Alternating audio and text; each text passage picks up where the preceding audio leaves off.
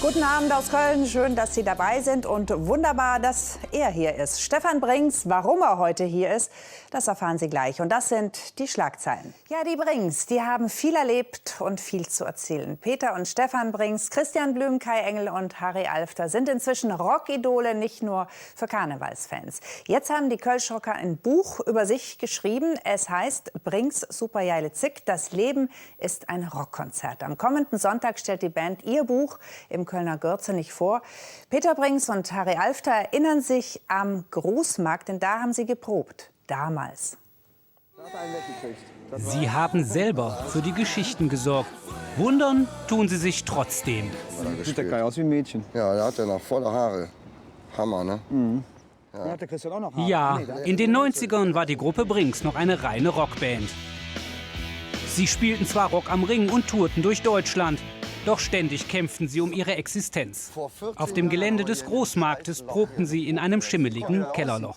Mitte der 90er Jahre gab es schon so Situationen, wo ich wirklich so körperlich am Limit war und vor allen Dingen auch seelisch. Ich war echt runter. Ich habe ein bisschen die Hoffnung an den Traum der Musik verloren. Ich habe gedacht, wir schaffen das nicht, die Band über das nächste Jahrzehnt zu retten. Und wir konnten alle nichts anderes und das wäre für uns katastrophal gewesen. Wir waren echt wirklich so super am Limit, auch kohlemäßig. Und es hat uns wirklich so den Kick gegeben hier, dass wir uns hier aus der Scheiße rausgekommen sind. Hier, ne? Also wir haben hier echt hart gearbeitet, hier im nassen, feuchten Keller. Im Buch macht Peter Brinks auch keinen Hehl um seinen jahrelangen Drogenkonsum. Ich habe viele Exzesse erlebt, alles im Mund und in der Nase gehabt, gesehen, gerochen, geschmeckt. Irgendwann konnte er die Hände vom Stoff lassen. Der Auslöser?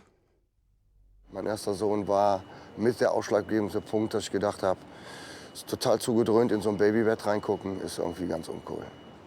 Du überlegst ja auch, stell dir mal vor, du säßt da drin und dein Alter muss sich ein Auge zuhalten, um dich nicht zweimal zu sehen. Das ist nicht gut. In den Katakomben des Großmarktes schliffen sie an Supergeile Zick. Der Song Die Wende. Sogar im Gürzenich öffneten sich die Türen für Brinks. Eine Rockband plötzlich im Karneval. Wir haben zum ersten Mal hier Supergeile Zick gespielt, da kann ich mich erinnern. Dann standen wir auf der Bühne, das Ding, letzte Tuschfeld, irgendwie so. Und dann hast du nur gesehen, wie der Präsident den Kopf geschüttelt hat. So. Und sagt, das ist nicht mehr fast Love. Trotzdem rockte Brinks dann die Karnevalsbühnen. Die Kehrseite des Erfolges: Peter Brinks wurde gestalkt. Du kriegst ja da Angebote gemacht, die du gar nicht haben willst. Und wir hatten noch in unserem Büro einen Anrufbeantworter. Da hat die Dame dann drauf geschrien. Das fing dann immer an mit "Ich liebe dich" und endete "Ich bring dich um". Als dann die Birgit mit meinem Sohn Louis schwanger war, wurde der angedroht auf dem Anrufbeantworter, dass der Bauch aufgeschnitten wird, das Kind rausgeholt. Und das war übel. Das war so, dass ich Anwälte einschalten musste und die hat eine einstweilige Verfügung gekriegt und die ist nachher auch in die Klapse gegangen. Das Jubiläumskonzert im Stadion: für Brinks unvergessen. Ich habe selten so tiefe Heimatgefühle gehabt, mich so verbunden gefühlt mit den Menschen und der Erde.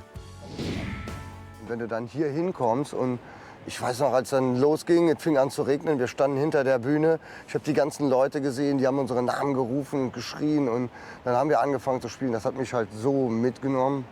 Ich habe zweimal im Leben geweint, bei der Geburt der Kinder und auf der Bühne im Stadion. Im Buch gibt die Gruppe Brinks ein Versprechen: Wir fühlen uns nach wie vor hungrig und nicht satt. Und das ist auch gut so. Stefan Brinks ist bei mir. Ich habe es gesehen, ohne Schottenrock. Ohne Stefan, Schottenrock. schön, dass du da bist. Das Buch hat ja den Untertitel "Das Leben ist ein Rockkonzert". Das hat aber jetzt nichts mit deinem Bühnenoutfit zu tun. Nee, das war dann wirklich an die Rockmusik rangelehnt. Genau. Ihr habt ja dem Autor viel erzählt und dann habt ihr das erstmal niedergeschrieben und gemischt und dann habt ihr das noch mal durchgelesen und gesagt, nee, so können wir das nicht lassen, das ist doch Zensur, das ist doch wie bei Kohl, Ja, oder? aber da haben wir, das ist ja, wenn wir über uns erzählen wir ja auch immer, beziehen ja Leute von außen ein, die dabei waren. Und man kann nicht alles erzählen, nicht immer alles, was nachts in Hamburg im Hotel los war. Da mussten ein paar Sachen raus, aber es ging wirklich darum, dass man Leute nicht zu nahe tritt. Also ihr habt nicht euch geschützt, sondern andere. Doch, Das teilweise mussten wir uns auch selber schützen. Ich glaube, ein paar haben gerechnet. Oh, der war schon verheiratet. Nee, das war ganz anders. Ich wollte gerade sagen, das ist sehr ehrenwert, bedingt ehrenwert. Dein Bruder Peter hat gesagt, ohne Supergeile Zick wärt ihr nicht erfolgreich geworden. Ist das so und stimmt? Und warum? Also es war so, dass es hat sehr, sehr steil und gut angefangen, so 90, 91. Hat aber dann so eine leichte Tendenz nach unten gehabt. Und dann hat sich viel geändert. Die Radiolandschaft hat sich geändert. Du bist mit Rockmusik, hattest du wirklich Probleme, so noch deine Konzerte zu machen. Und da war Superhit genau an dem richtigen Punkt, um das Geschäftsmodell einfach zu erweitern, sag ich mal. Habt ihr da auch so den Nerv getroffen, auch die Jugendsprache? Ihr sprecht gleich in der ersten Zeile offen vom Kiffen. Also ich glaube, das Lied Superhit ist in Köln so gut angenommen worden, auch von Leuten, die gerne Karneval feiern, aber außerhalb der Säle, die organisiert sind, weil da einfach erzählt worden ist, wie die Kölner auf der Straße und in die Kneipen Karneval feiern. Und da gehört natürlich bei bestimmten Leuten bestimmt auch ein kleines Tütchen dazu, genau. Im Prinzip wart ihr ja erstmal in so einer Zwickmühle. Ne? Für die Altrocker wart ihr die Verräter und für die Karnevalisten wart ihr die Revoluzer. Wie habt ihr da eine Linie gefunden, da durchzukommen und erfolgreich zu werden? Das ist die ewige Zwickmühle. Das ist Immer noch? Das ist immer noch so. Die Band gibt es jetzt fast 25 Jahre. Es gab uns nur 10 Jahre ohne Karneval, jetzt 15 Jahre mit Karneval. Es ist immer noch, früher war alles besser. Vielleicht ist auch Superhit deswegen so erfolgreich gewesen, weil so viel von früher geredet wird. Es ist aber eine Zwickmühle, aber wir beachten das nicht mehr. Noch auch sehr anrührende Teile gibt es ja in dem Buch. Die Mama, die kriegt ja auch sehr viel Lob, und zwar zu Recht, wenn man das so liest. Ne? Die Mama kriegt den Platz, den sie auch wirklich auch sich verdient hat. Wir waren als Jugendliche, haben wir alle bei der Mama gelebt, die Eltern waren ja getrennt. Also das war unsere Entscheidung, das hat jetzt mit Papa gar nichts zu tun.